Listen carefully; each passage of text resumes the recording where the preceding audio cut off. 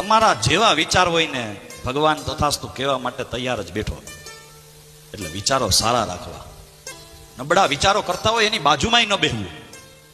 એનું જીવન તો નબળું થાય, તમારું જીવન નબળું થાય. પોતે તો નબળો હોય, તમારું મન તમારી સ્થિતિ તમારી પરિસ્થિતિને પણ નબળી કરે. આપણામાં કહેવત છે ને, વાન ના આવે પણ હાન તો આવી જાય. નબળા વિચારો કરતા હોય એની બાજુમાં પણ ન બેહવું. વિચારો સારા રાખવા.